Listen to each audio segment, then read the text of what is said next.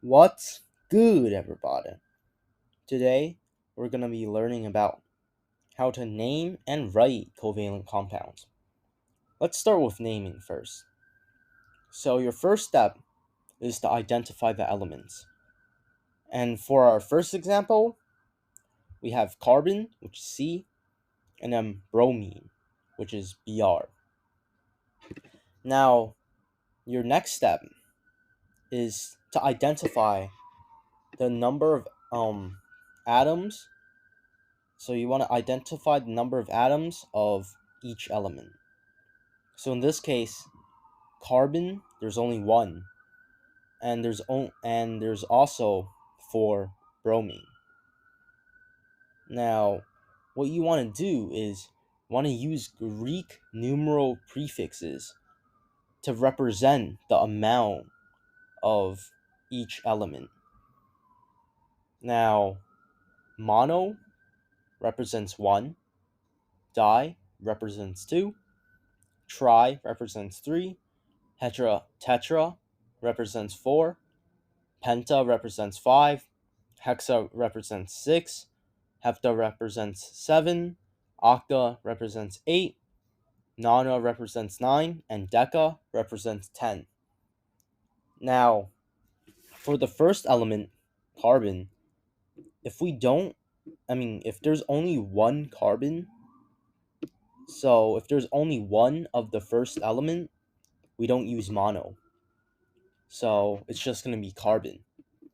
And for the second element, because we have 4 bromines, we use tetra.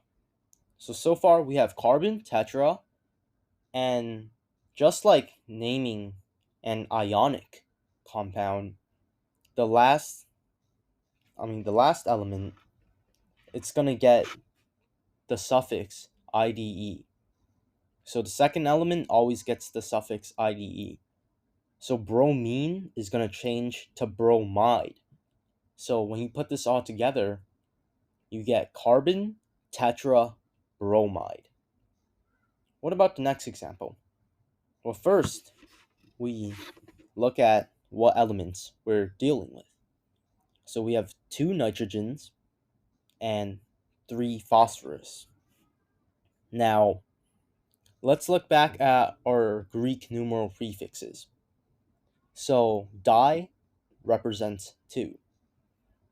So we're going to say dinitrogen, and then tri represents 3. So tri, and then remember that phosphorus gets the suffix IDE. So it's going to turn into phosphide. Put that all together, you get dinitrogen triphosphide. Next example, we have phosphorus and we have sulfur. There's 2 phosphorus and there's 5 sulfurs. So di represents 2, so it's going to be diphosphorus, and then penta represents 5. And since there's 5 sulfurs, we do penta. Sulfur becomes sulfide because it gets the IDE suffix. So we get diphosphorus penta sulfide. Next one, there's 2 nitrogens and 1 oxygen.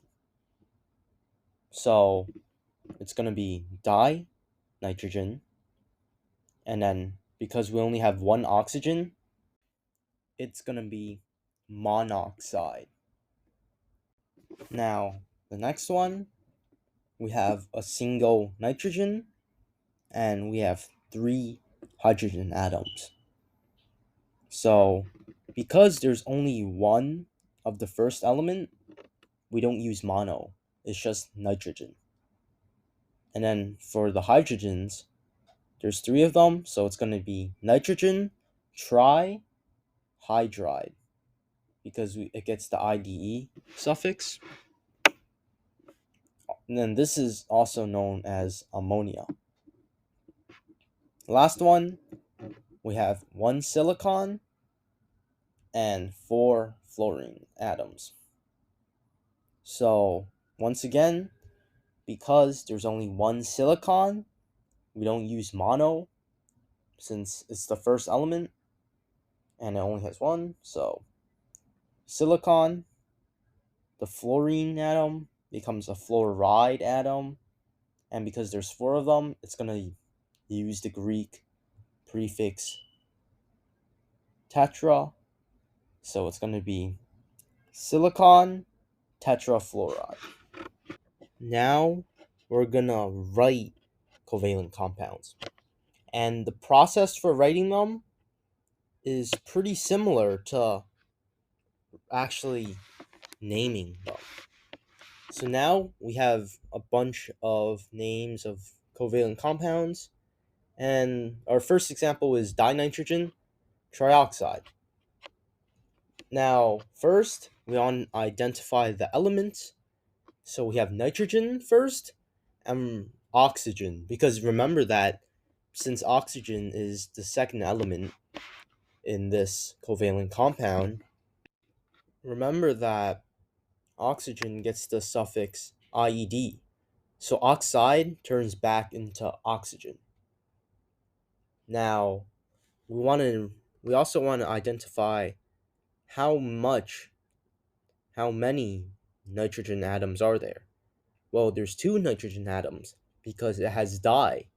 It has this it has the prefix di. And the oxygen, the trioxide part, well, there's three oxygen atoms because it has the prefix tri. So when you write it, it's just going to be the symbol of nitrogen, which is just N, the amount there is, which is just 2, and you write the 2 as a subscript, and then tri, you write the element, which is oxygen, the second element, and then you write the amount. And since we have tri, it's going to be 3. So your final result should be N subscript 2 and then O subscript 3. What about diiodine pentoxide? Pentoxide. Well, we identify our elements. In this case, we have iodine and we have oxygen once again.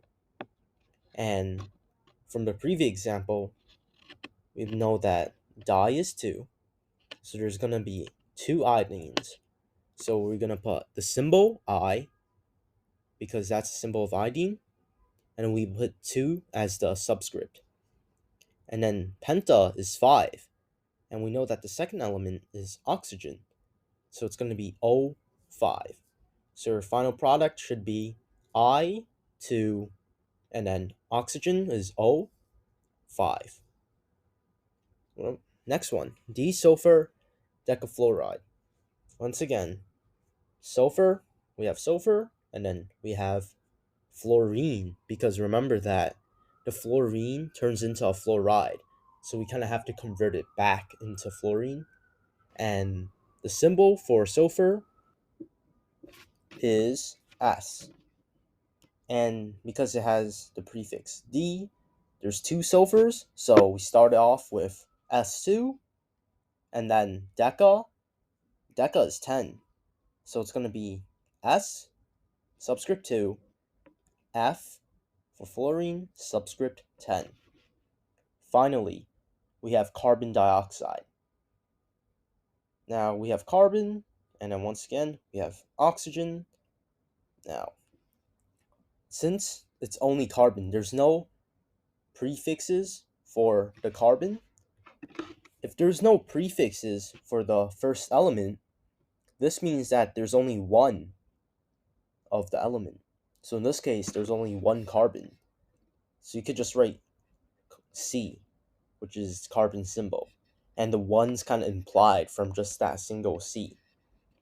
And then di, once again, it's 2. So dioxide, we know that oxide turns back into oxygen, and oxygen has the symbol O. So it's just going to be CO2. And that's it, everyone. I hope y'all have a nice day. Stay tuned for the next video. Bye.